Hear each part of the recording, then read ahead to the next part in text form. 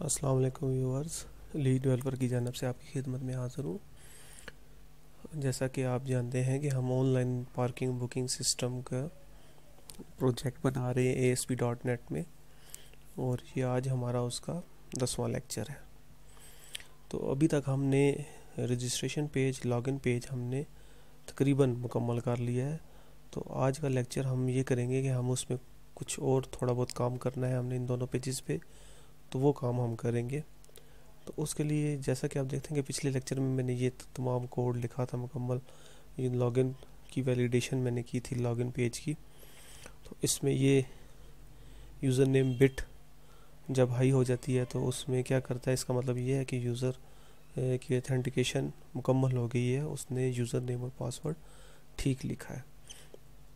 एक तो यहाँ पर हम क्या करेंगे, हम यहाँ पर जब यूज़र की ऑथेंटिकेशन मुकम्मल होगी, मतलब यूज़र ने पासवर्ड और यूज़र नेम ठीक दिया होगा, तो उस वक्त उसका मतलब ये है कि यूज़र को हम किसी रजिस्टर वाले पेज में या किसी भी अपने मतलूबा पेज में हम उसको रीडायरेक्ट कर देंगे। मतलब यूज़र जैसे ही यूज़र नेम और पासवर्ड दे और बटन के ऊपर क्लिक करे तो वैलिडेशन के बाद वो अपने एक नए पेज के ऊपर चला जाए। तो उसके लिए हम क्या करेंगे कि सबसे पहले हम एक सेशन का वेरिएबल डिक्लेयर करेंगे, ठीक है, क्रिएट करेंगे, और उसमें हम उस वेरिएबल में हम यूज़र नेम डाल देंगे, जो यूज़र नेम हमारे पास मौजूद होगा। अब देखिए, हमने एक सेशन न्यू का एक वेरिएबल डिक्लेयर किया और उसमें हम db user name dot text डाल दिया। तो हम क्या करेंगे, उसके बाद हम रिस्पॉन्स डॉट रीडायरेक्ट, मतलब हमने जिस पेज की तरफ इसको रीडायरेक्ट करना है, हम रजिस्टर यूज़र, भी आप सोच रहे होंगे कि ये रजिस्टर यूज़र का डिफ़ॉल्ट पेज कहाँ से आ गया। तो ये आने वाले लेक्चर्स में मैं आपको बताऊंगा कि ये हमने कैसे बनाना है और किस किस्म का बनाना है। तो हम क्या करेंगे, एक रजिस्टर यूज़र का फ़ोल्डर बनाएंगे, उस फोल्डर के अंदर हम एक डिफ़ॉल्ट पेज बना देंगे। तो यूज़र लॉगिन करने के बाद उस डिफ़ॉल्ट पेज के ऊपर रीडायरेक्ट हो जाएगा, रजिस्टर यूज़र के अंदर डिफ़ॉल्ट पेज को। तो व्यूअर्स, ये इतना सा काम हमने करना था इस लॉगिन वाले पेज में। सेशन वेरिएबल क्रिएट करना लाजमी है, क्योंकि यही वेरिएबल आगे हम यूज़ करेंगे लॉगिन वाले पेज में, ताकि अनऑथराइज एक्सेस ना हो सके। तो यहाँ पर आप लॉगिन करें, यूज़र नेम और पासवर्ड डालें।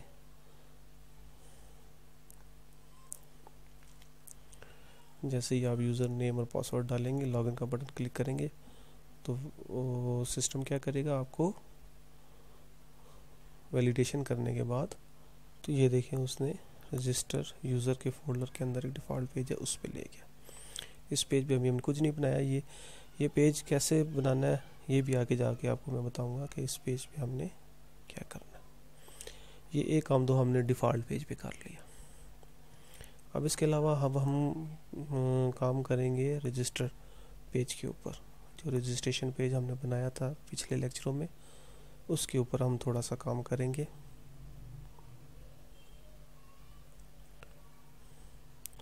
तो रजिस्ट्रेशन पेज आप ओपन कर लें, यूज़र रजिस्ट्रेशन, इसको आप ओपन करें, ये पेज। अब इस पेज के आप कोडिंग साइड पे चला जाए। अब इसमें हमने सिंपल ये किया था कि हमने सिंपल डाटा को इंसर्ट करवा दिया था। मतलब यूज़र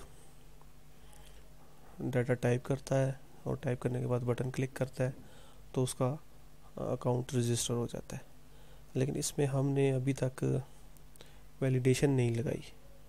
वैलिडेशन से मुराद कि अगर एक यूज़र नेम ऑलरेडी डेटाबेस के अंदर मौजूद है, मिसाल के तौर पर अली, जैसे कि अली अभी डेटाबेस के अंदर मौजूद है, तो अब एक और यूज़र आता है, वो भी अपना यूज़र नेम अली ही लिखता है, तो वो उसको इंसर्ट नहीं करना चाहिए, उसको मैसेज देना चाहिए कि भाई अली नाम का यूज़र ऑलरेडी एंटर है। तो ये वैलिडेशन हमने अभी लगानी है। तो इसके लिए हम यहाँ पर कुछ कोडिंग में काम करेंगे।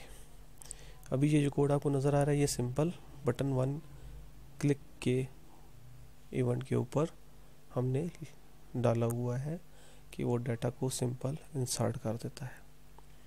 तो अभी हम क्या करेंगे, इस सारे कोड को उठाएंगे और एक फंक्शन के अंदर हम डाल देंगे, और ताकि उस फंक्शन को सिर्फ हम बटन 1 क्लिक के अंदर कॉल कर लेंगे। अब एक इंसर्ट डाटा का मैंने एक फंक्शन क्रिएट किया, इस सारे कोड को मैंने उठाया और उस फंक्शन के अंदर मैंने डाल दिया। तो अब इस फंक्शन को मैं सिंपल ऊपर बटन 1 क्लिक पे कॉल कर लूँगा तो वो क्या करेगा, इस फंक्शन के अंदर के सारा डाटा को चलाएगा। काम वही करेगा जो पहले कर रहा था, लेकिन सिंपल मैंने क्या किया कि मैंने बटन 1 के अंदर जो कोड है उसको मैंने मिनिमाइज कर दिया। अब ये भी एक काम करने का तरीकाकार है कि आप फंक्शन सिंपल लिखें और फंक्शन को आप कॉल करते जाएं। आपका कोड जो है ना वो सिंपल होता जाएगा और आपको आसानी से समझ भी आएगी। अब यहाँ पर हम डाटा सोर्स, ये डाटा सोर्स हमने कॉल की थी, इसी डाटा सोर्स को हम यूज़ करते हैं। इस डाटा सोर्स में हम रजिस्ट्रेशन का जो टेबल है उसी में से हम कुछ वैल्यू उठाएंगे।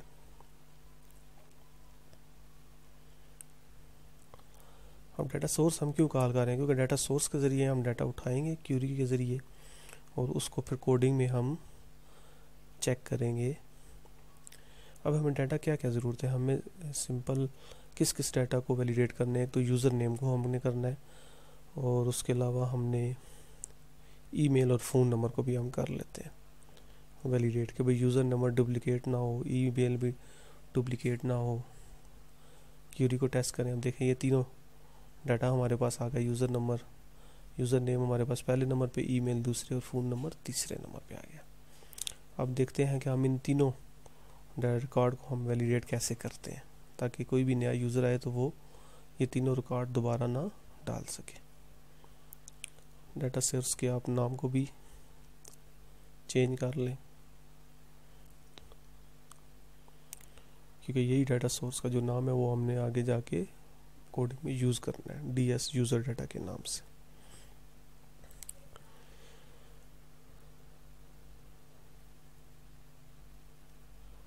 तो व्यूअर्स यहाँ पर हम कोड लिखना शुरू करेंगे। तो मैं डिफ़ॉल्ट पेज से क्यों ना कोड उठा लूँ जो मैंने पहले लिखा था, वैलिडेशन का कोड, ये जो हमने पिछले लेक्चर में लिखा था यही कोड हम यहाँ से कॉपी करते हैं।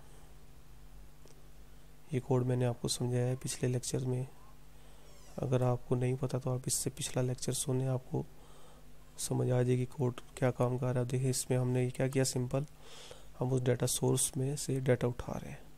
हम डाटा सोर्स हमने यहाँ पर वही देनी है जो यहाँ पर हमने लिखी थी, यूज़र डाटा है तो इसका मतलब है डाटा सोर्स ठीक है। तो यूज़र डाटा से डाटा उठाएगा, इसके अलावा काउंट का वेरिएबल और एक्स का वेरिएबल। अब फॉर लूप भी हम उठा लेते हैं क्योंकि हमें वहाँ पर भी फॉर लूप चलाना पड़ेगा। तो यहाँ पर नीचे फॉर लूप हमने पेस्ट कर दिया। अब फॉर लूप भी उतनी दफ़ा ही चलेगा जितना उसे रिकॉर्ड मिलेगा टेबल में से। अब इसमें हम 3 किस्म का डाटा उठाएंगे। 3 किस्म का डाटा कौन सा है, एक यहाँ पर आप दोबारा देख लें, ये देखें एक यूज़र नेम है, ईमेल है और फ़ोन नंबर है। यूज़र नेम 0 पे है, ईमेल 1 पे है, फ़ोन नंबर 2 पे है। तो ये तीनों याद रखना है आपने, रिदम इसी तरह हम उठाएंगे।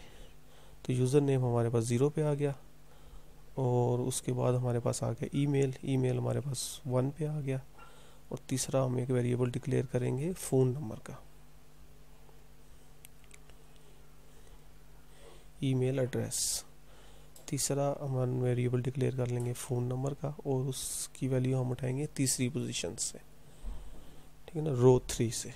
तो आइटम की वैल्यू हम XC लिखेंगे, ये जो आपको नज़र आ रहा है user data dot item bracket में X है वो XC रहेगा और रो की वैल्यू आपने सिर्फ चेंज करनी है।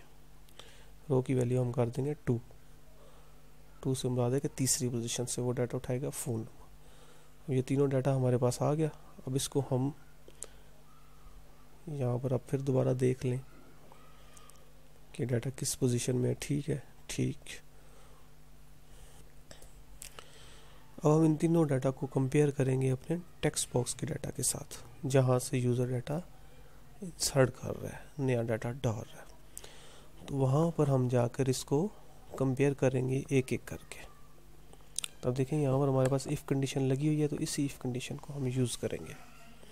If user name is equal to TB user name dot text TB user name क्या है, ये हमारे पास जो यूज़र नेम का टेक्स्ट बॉक्स है यहाँ से डाटा उठाएगा, तो यूज़र नेम बिट।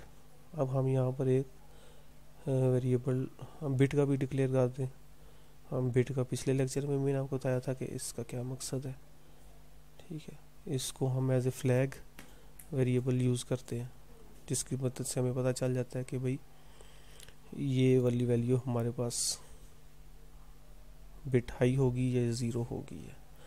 अब ज़ीरो तो उस सूरत में होगी कि जब मैच नहीं करेगा। अब जब यूज़र नेम के साथ मैच कर देगा तो इस बिट को हम हाई करा देंगे, और फिर हम चेक करेंगे कि ये बिट अगर हाई है तो इसका मतलब है कि यूज़र नेम ऑलरेडी हमारे पास पड़ा हुआ है। तो ये 3 बिट वेरिएबल हमने डिक्लेयर कर दी है, user name bit, email bit और फ़ोन नंबर बिट। अब देखें यूज़र नेम के साथ अगर मैच करता है तो यूज़र नेम बिट हमारे पास 1 हो जाती है। अब इसके बाद लगाएंगे else if email address is equal to TB email address text. अगर ईमेल के साथ मैच करता है तो हम ईमेल बिट को हाई कर देते हैं, 1 कर देते हैं। और इसी तरह तीसरे नंबर पे एल्स इफ करके आप फ़ोन नंबर के साथ मैच करवाएं। Phone number is equal to TB phone number, मतलब आपका फ़ोन नंबर जो डेटाबेस के अंदर है और जो टेक्स्ट बॉक्स के ज़रिए यूज़र दे रहा है वो अगर मैच कर जाता है तो वो फ़ोन नंबर बिट को 1 कर देगा।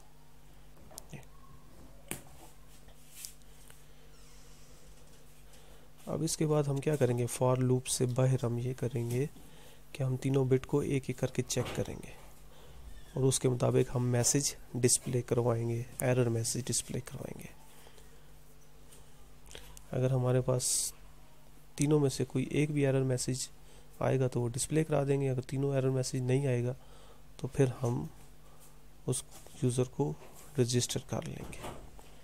तो हम एक एक करके बिट चेक करेंगे। If user name bit is equal to 1, इसका मतलब है कि यूज़र नेम का डाटा उसने मैच कर लिया, ठीक है। तो हम क्या करेंगे,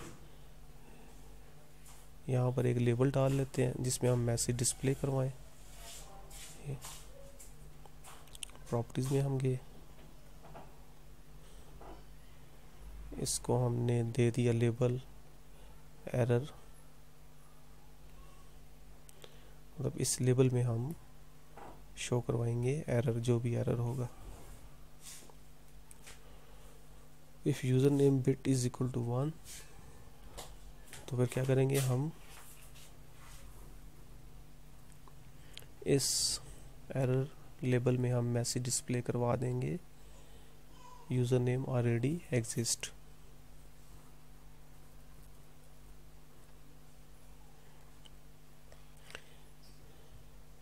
तो ये मैसेज डिस्प्ले हो जाएगा।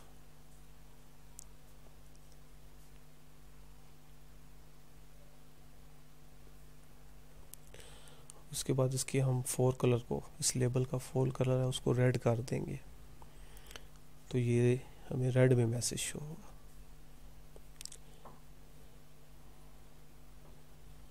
इसके बाद हम इसी तरह दूसरे वेरिएबल को चेक करेंगे, ईमेल की जो बिट है उसको चेक करेंगे। अगर वो 1 है तो इसका मतलब है कि ईमेल उस बंदे ने, उस यूज़र ने जो ईमेल डाली है वो ऑलरेडी हमारे पास डेटाबेस में मौजूद है, तो वो मैसेज डिस्प्ले कर देगा। अब मैसेज हम यहीं से कॉपी करते हैं,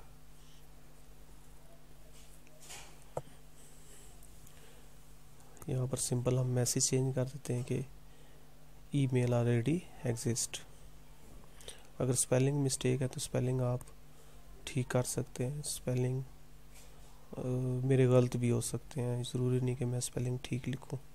जैसे कि एग्जिस्ट के स्पेलिंग अगर मैंने गलत लिखे हैं तो आप अपने हिसाब से ठीक लिख सकते हैं। यहाँ पर मेरा मकसद सिर्फ समझाना है।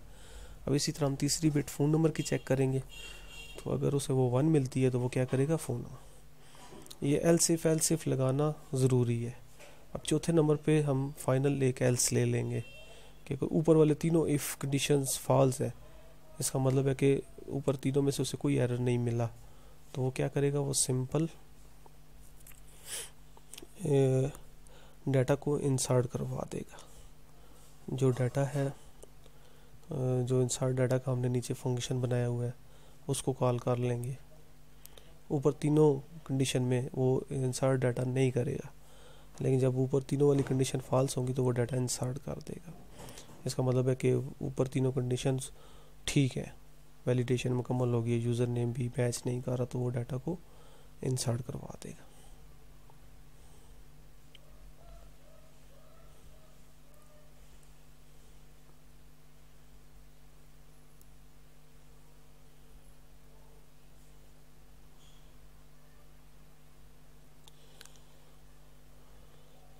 अब यहाँ पर हम एक और काम कर लेते हैं व्यूअर्स।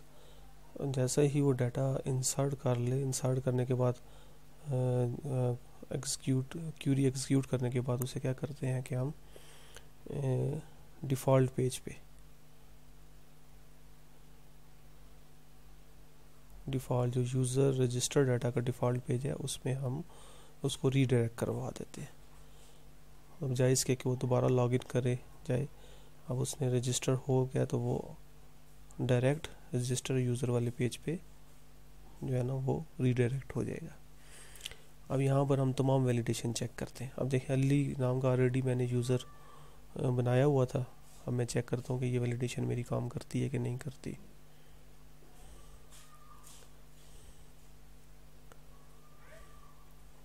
तमाम डाटा मैं दे रहा हूँ।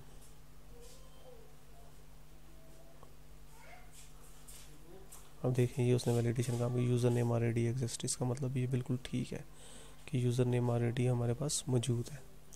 अब मैं यूज़र नेम चेंज कर देता हूँ, पासवर्ड दोबारा देता हूँ। अब ईमेल मैं वही लिखता हूँ जो मैंने पहले दिया हुआ है। अब देखता हूँ कि वो वैलिडेट करता है कि नहीं। अब देखो उसने मैसेज दे दिया ईमेल ऑलरेडी एग्जिस्ट। इसका मतलब है कि ये भी वैलिडेशन हमारी बिल्कुल ठीक काम कर रही है। अब मैं ईमेल कोई और देता हूँ।